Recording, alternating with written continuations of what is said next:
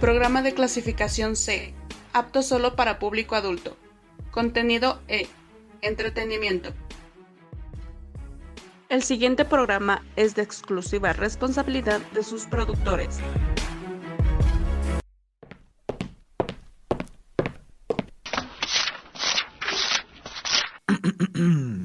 Altura proviene del vocablo latino altus y significa alto, referida a una dimensión de los cuerpos que mide lo que se eleva de ellos sobre la superficie de la Tierra.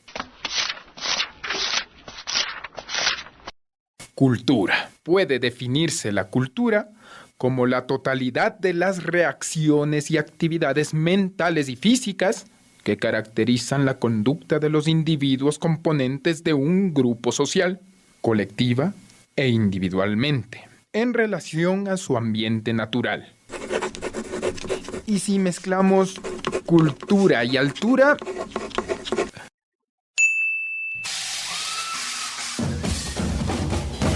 tienes cultura con altura. Si no tienes un lugar donde valoren tu talento, este es tu espacio, creando cultura con altura. ¡Bienvenidos! Bienvenidos al misterio. Esto es cultura ancestral.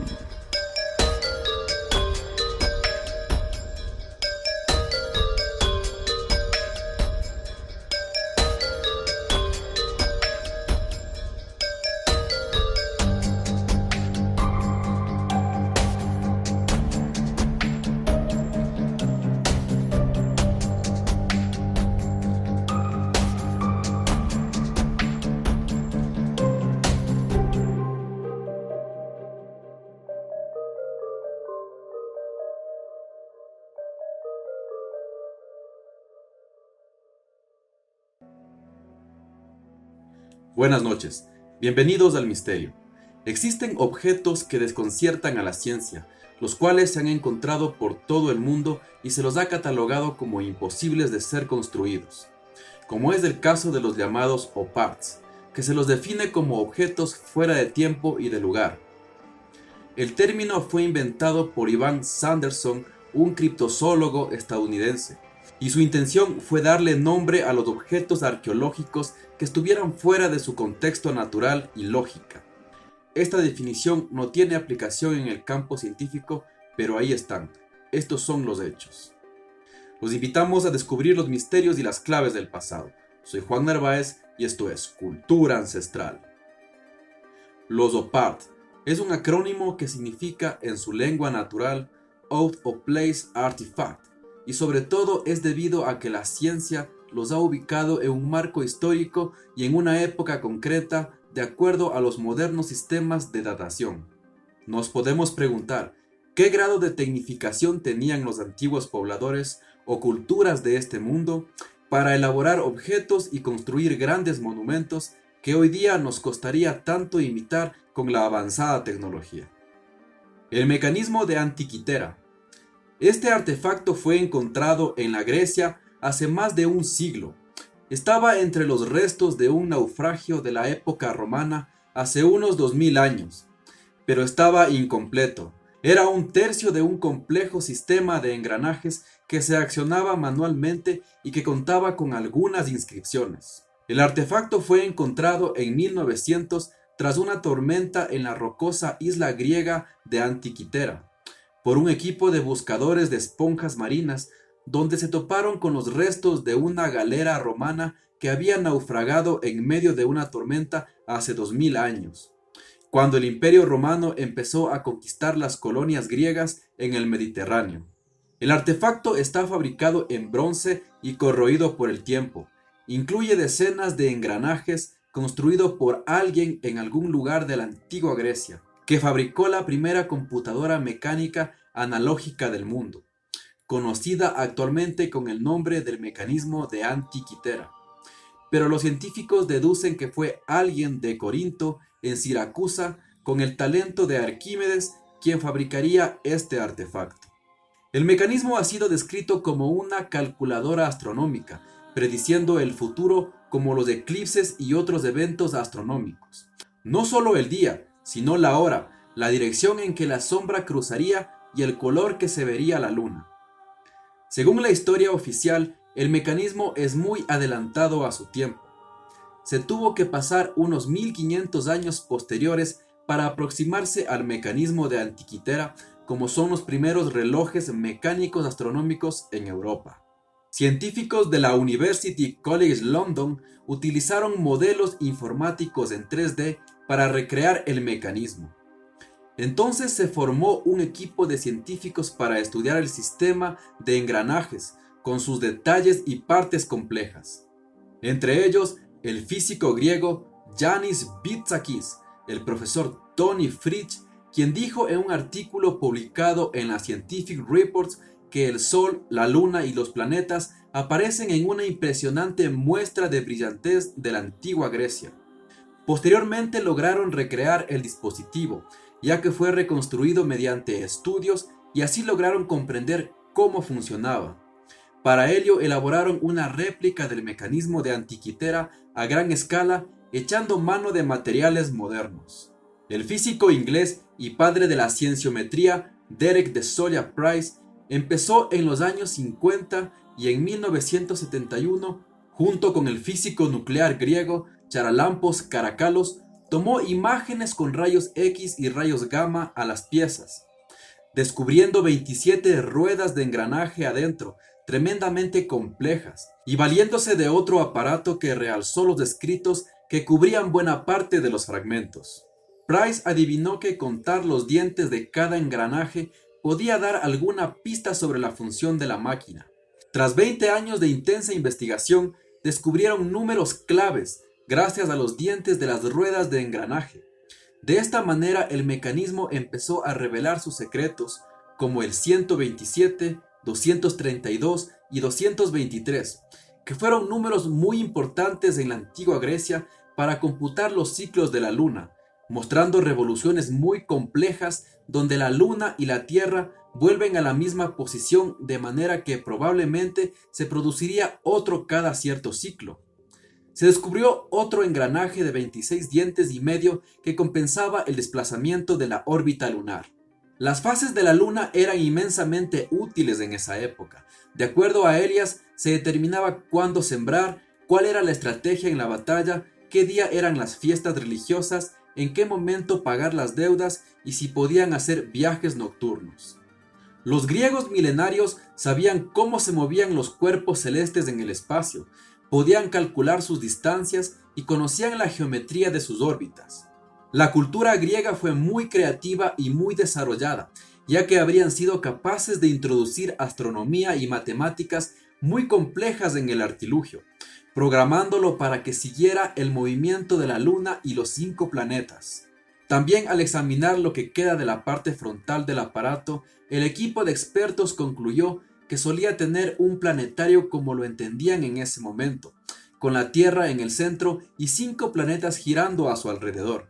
Investigaciones previas establecieron que el mecanismo estaba metido en una caja de madera que no sobrevivió al paso del tiempo.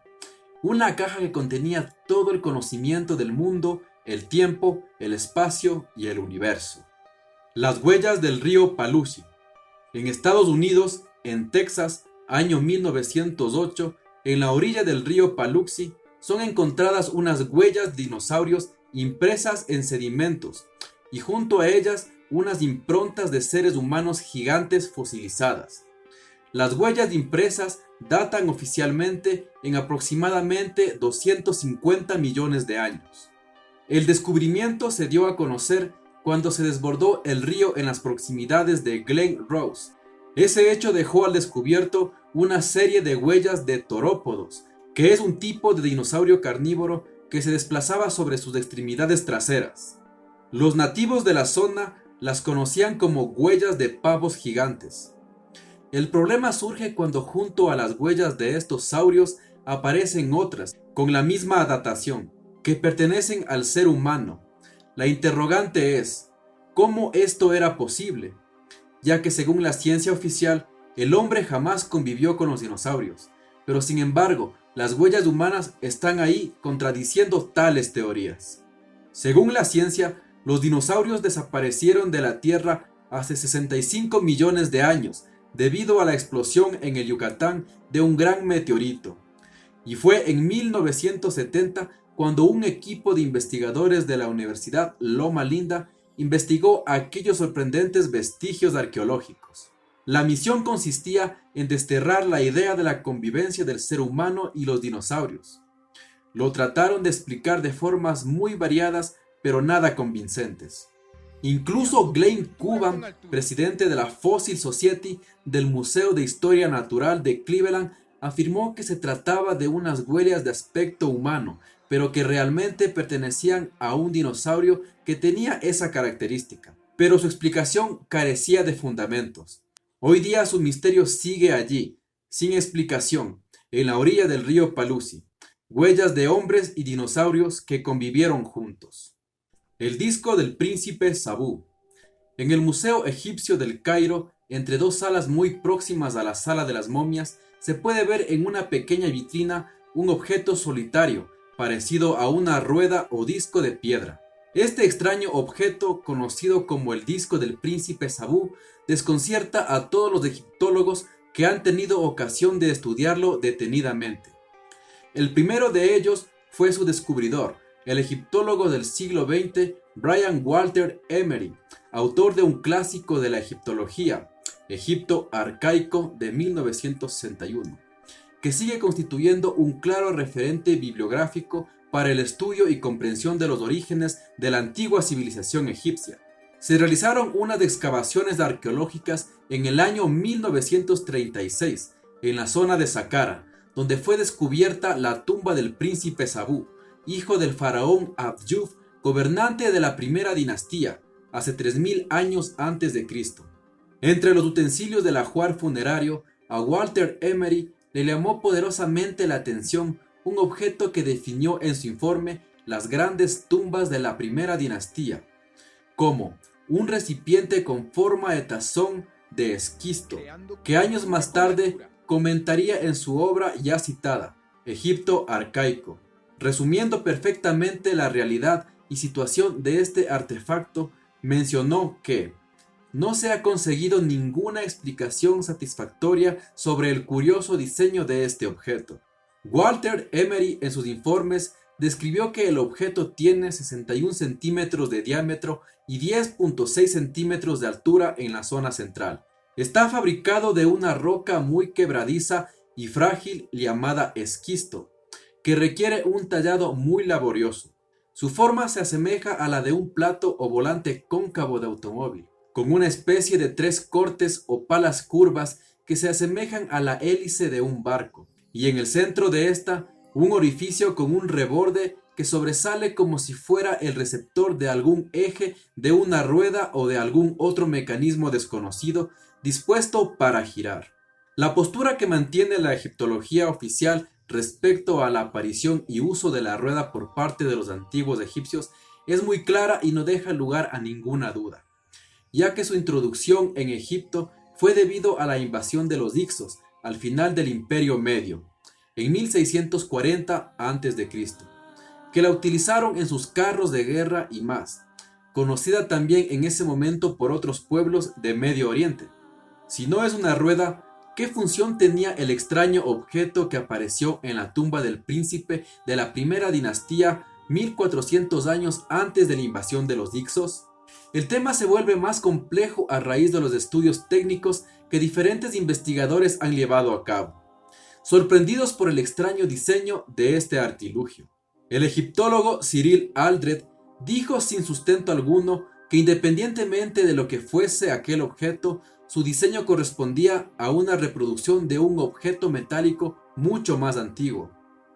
Lo sorprendente es cómo pudieron diseñar un objeto tan delicado y tan complejo estructuralmente hace más de 5000 años. El objeto tiene una estructura con 3 extraños cortes o palas curvas, que induce a pensar que lo utilizaron en un medio líquido.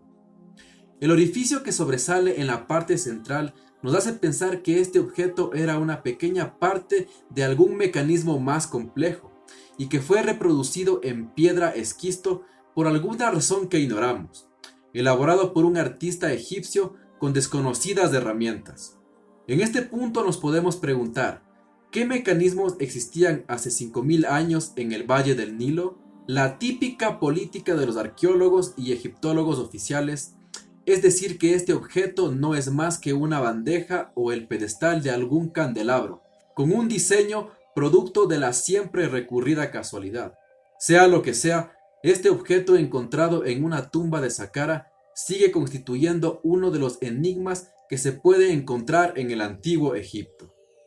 La cuña de Ayud es un artefacto que fue descubierto en Rumania el año de 1973 por un grupo de trabajadores que realizaban una excavación en la ribera del río Mures, a 2 kilómetros al este de la ciudad de Ayud, Transilvania.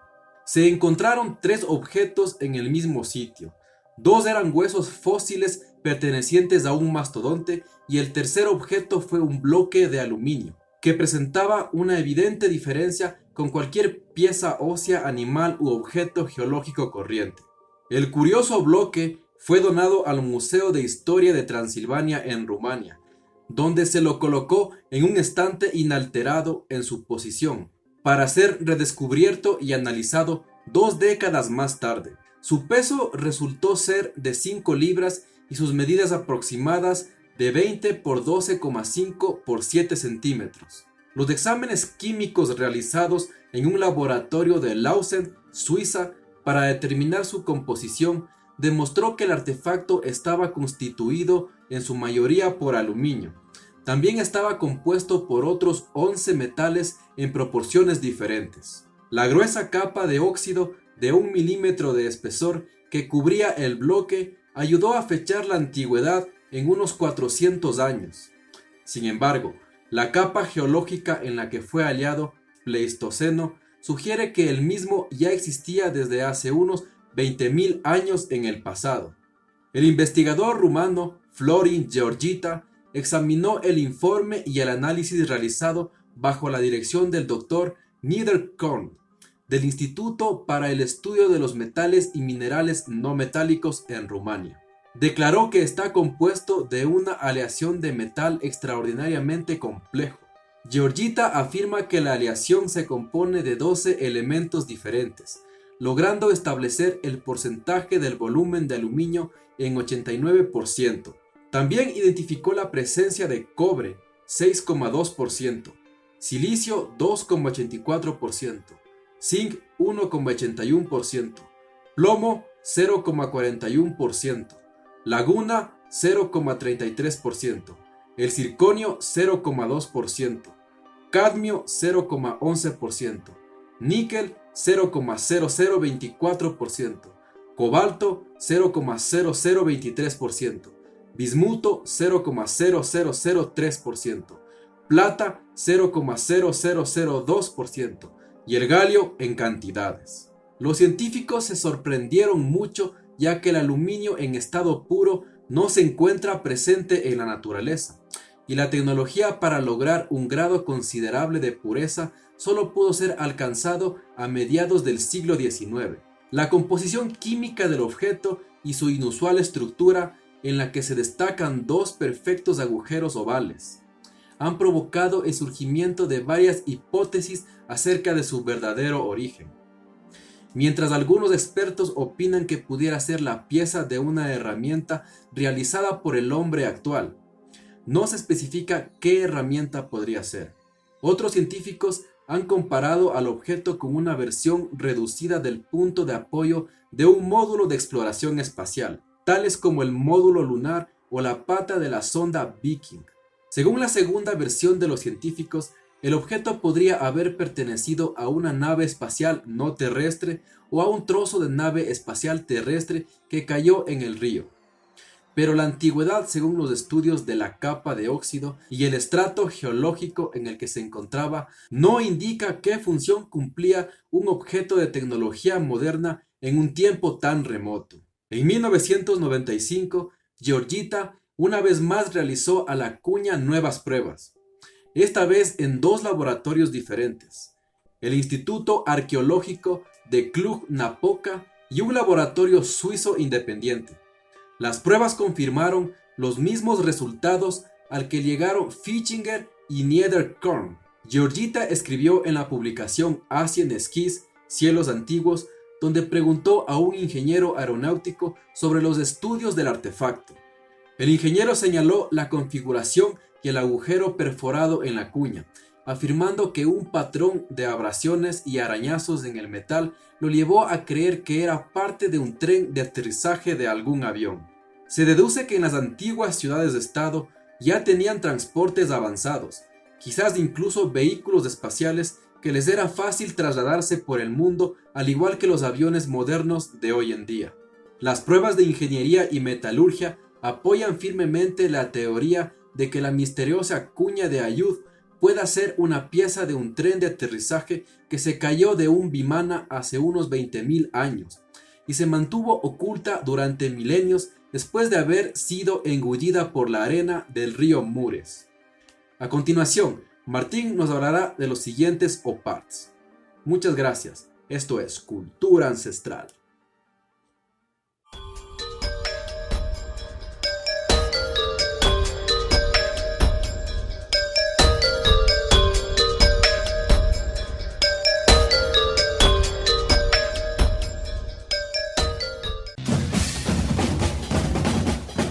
Llegó el momento del espacio acorde. Recarga baterías mientras regresamos en Creando Cultura con Altura Radio.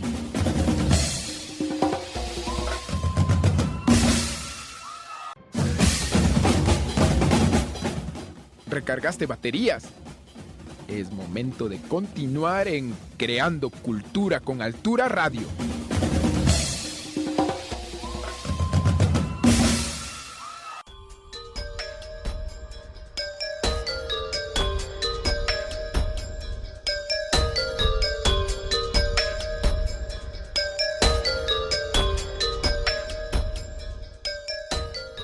Muy buenas noches a nuestra querida audiencia. Esto es Cultura Ancestral. Una vez más les saluda Martín López. Hoy estamos hablando de los OPARTs, tocando un poco el tema del misterio.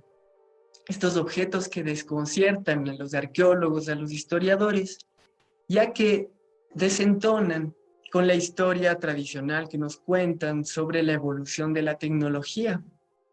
Es decir, una tecnología bastante avanzada para la época. Entre ellos tenemos estos jeroglíficos que fueron descubiertos en el templo de Seti por la doctora Ruth McKinley Hoover en el año 1987, que junto a su esposo se hallaban haciendo investigaciones en este templo y encontraron esta viga, vieron estos símbolos y les pareció ver figuras de vehículos, como un tanque de guerra, un platillo volador, un helicóptero y hasta un auto de carreras. Al tomarles fotos, estas recorrieron el mundo generando distintas teorías por diferentes arqueólogos y ufólogos que decían que en el antiguo Egipto ya se manejaba una tecnología bastante avanzada para la época y que eran capaces de construir este tipo de vehículos, tanto bélicos como de transporte aéreo y submarino. Este es el templo de Seti, allá en la ciudad de Abidos, en Egipto. Creando Cultura con Altura. Más o menos este jeroglífico dataría de hace unos 3.500 años, 2.500 años antes de Cristo. Es decir, estamos hablando de unos 5.000 años de antigüedad. Como les decía, hubo mucha duda, mucha controversia por estas fotos, pero después se hicieron estudios que demostraron, o más o menos se tiene esta teoría, de que se trata de un palimpsesto, es decir, una sobreposición de grabado. Se dice que primero estaban las escrituras de Seti I, vendrían a ser estos símbolos que vemos en azul, y que luego se sobrepuso esta escritura del templo del faraón que ocuparía el templo posteriormente, ¿no?, de Ramsés II. Como resultado se dieron estas figuritas que actualmente relacionamos con el helicóptero, con el tanque de guerra, el avión, el submarino y el auto de carreras y tales. Cuando puede ser que simplemente se trata de una pareidolia por esta confusión que se dio, ¿no?, de que se puso primero estos símbolos de Seti I y luego se sobrepuso los símbolos de Ramsés II. Claro que esto no es una comprobación de que esto sea verdad, sin embargo es una posible explicación racional del origen de estas figuras. Asimismo, hay un objeto que le partió la cabeza a muchos astrónomos, que es este disco celeste hallado en Nebra, Alemania, específicamente en un monte llamado Mittelberg, cerca de este poblado de Nebra. Sus descubridores fueron dos huaqueros o dos saqueadores de tumbas, buscadores de antigüedades clandestinos, como quieran llamarles, que se hallaban buscando municiones en este monte y encontraron un complejo arqueológico con diferentes figuritas, hechas en su mayoría de bronce y metales. Objetos como hachas perfectamente talladas, cuchillos, brazaletes y demás joyas. El objeto que más resaltó fue este disco con representación de los astros, tanto como el sol, la luna y las estrellas. También vemos un pequeño cúmulo de estrellas que se lo relaciona a las Pléyades. Este disco pesa alrededor de 2 kilos, tiene 32 centímetros de diámetro, está hecho casi en su totalidad de bronce y tiene estas incrustaciones de oro. Y data de más o menos unos 3.600 años de antigüedad. Y eso no es lo que sorprende a los historiadores, ya que si estamos hablando de 3.600 años de antigüedad, estamos hablando ya de la edad de bronce, cuando ya el humano tenía un conocimiento sobre metalurgia y aleación de metales. Sin embargo, lo que sorprende es estos arcos que tiene en la parte lateral. Estos vendrían a coincidir con el ángulo que realiza el Sol en su movimiento anual en el plano terrestre. ¿A qué me refiero? A que esto podría haber sido utilizado como un calendario, ya que está señalando el punto máximo austral y boreal del Sol, o septentrional. Es decir, está marcando los solsticios con estos extremos de los arcos y asimismo los equinoccios. Este arco de aquí ya desapareció, este se conserva y este de aquí se lo ha interpretado como un bote solar egipcio. Recuerden que esto fue encontrado en Alemania, ¿no?, bastante lejos de Egipto. Sin embargo, se está hablando ya de un conocimiento de astronomía y de astrología que se tenía en esa época y bastante preciso, bastante exacto allá en Europa del Norte. Lo que nos puede dar a entender que este conocimiento astronómico, como narran diferentes mitologías, fue heredado por diferentes razas, humanidades antiguas o de otros planetas o del interior de este planeta, es lo que no se sabe y es el misterio que rodea este artefacto, este círculo, que aún se lo puede encontrar en un museo allá en Alemania. Otro objeto que podemos encontrar en un museo es este martillo, el martillo de Londres. Fue encontrado en el año 1934, allá en el estado de Texas, en Estados Unidos, cerca del poblado de London. Este es un martillo ya fosilizado que tiene un mango de madera y una cabeza de hierro. El Instituto Metalúrgico de Columbia analizó la cabeza del martillo y se dio cuenta de que estaba conformado por casi un 97% de hierro, lo que nos está dando un indicio de que quien lo creó ya tenía unos conocimientos bastante avanzados sobre metalurgia. Ya podía aislar el hierro de la naturaleza, podía fundirlo y darle forma, así como aliarlo con diferentes elementos como el cloro. Creando cultura con Y altura. el hecho de que esté aliado con cloro también desconcierta a los historiadores, ya que está hablando de un tipo de metalurgia muy diferente, que quizás hubiese sido conveniente con un tipo diferente de condiciones atmosféricas, una presión diferente en el ambiente. El mango del martillo está petrificado, es madera petrificada y el interior ya se ha transformado en carbón. Al hacer el estudio del carbono 14, se dató este objeto, y escuchen con atención, de hace 140 millones de años, y ese es el misterio más grande en cuanto a O-Parts, ya que los primeros restos de homínidos fueron encontrados más o menos y datados de hace 7 millones de años de antigüedad. Y se dice que los Homo habilis, es decir, los homínidos que empezaron a trabajar herramientas, datan de hace más o menos unos 2 millones de años. Por lo cual 140 millones de años es una cifra demasiado exagerada, ni siquiera estaba la naturaleza en plan de crear a los humanos como los conocemos. Sin embargo, ya tenía esta elaborada herramienta, y eso ha sido tela de debate para arqueólogos e historiadores a lo largo de las décadas.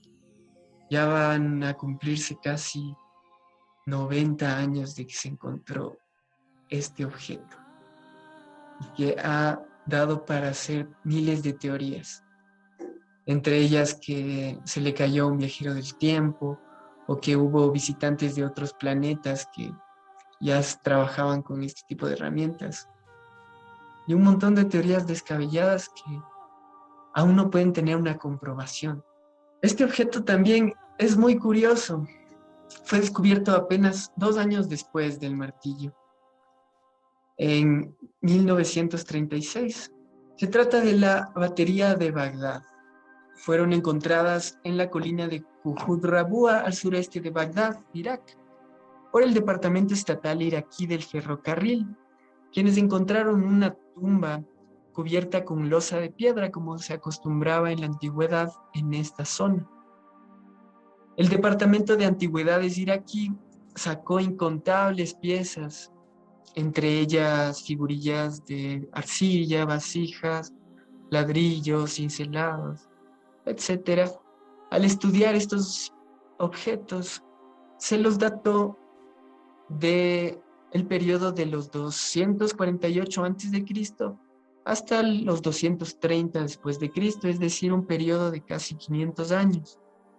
Entre ellas se encontraron estas pequeñas vasijas muy curiosas, ya que tenían en su interior un cilindro de cobre, más o menos de 9 centímetros, que contenía una barra de hierro que sobresalía 1 centímetro del jarrón. La barra nunca tocaba el cilindro, y se teorizó por varios años qué mismo podía ser este artefacto.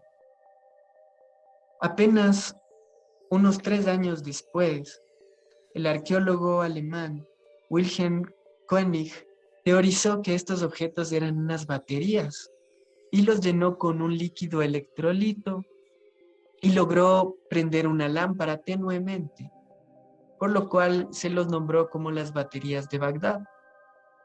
Y estas baterías vendrían a representar un desafío para los historiadores que no sabían cómo en aquella época tenían un conocimiento sobre electricidad y sobre química.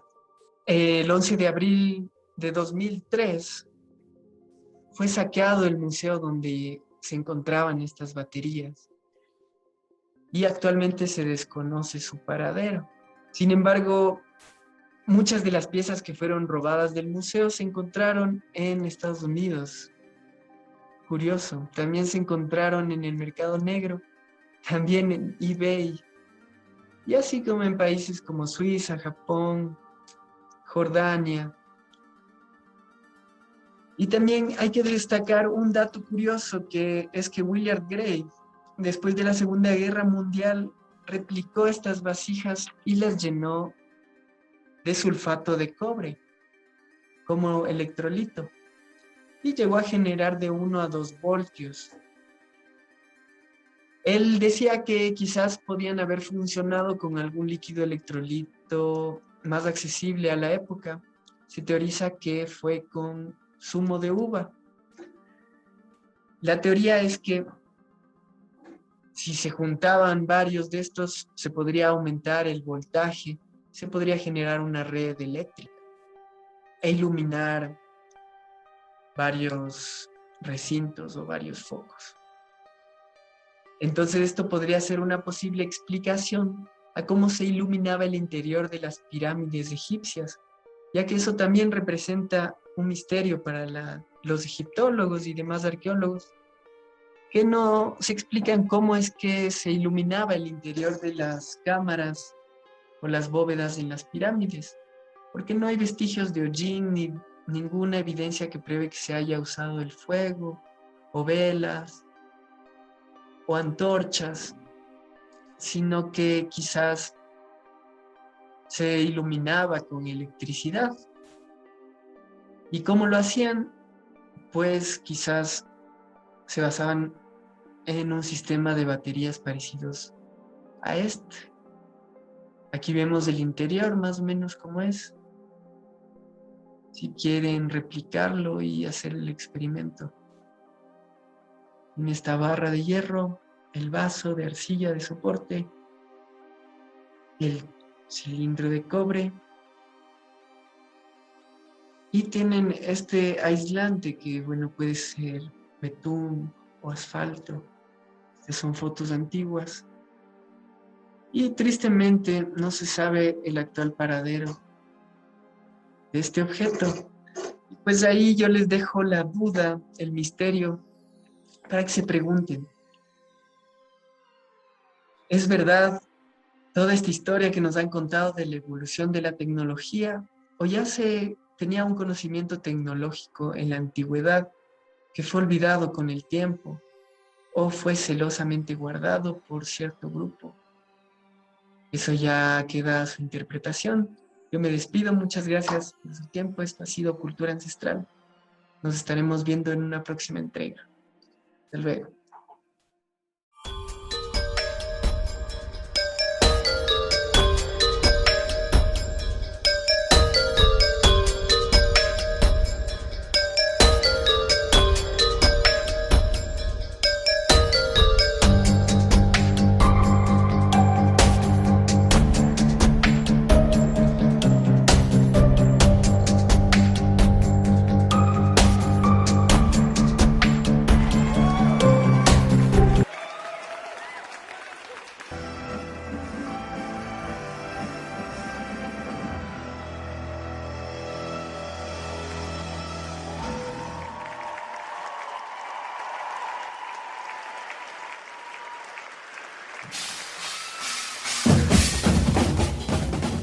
Eso fue todo por hoy. No te olvides, abre bien los ojos y disfruta la belleza de las artes. Te esperamos en el próximo programa de Creando Cultura con Altura. Involúcrate, deja tu huella.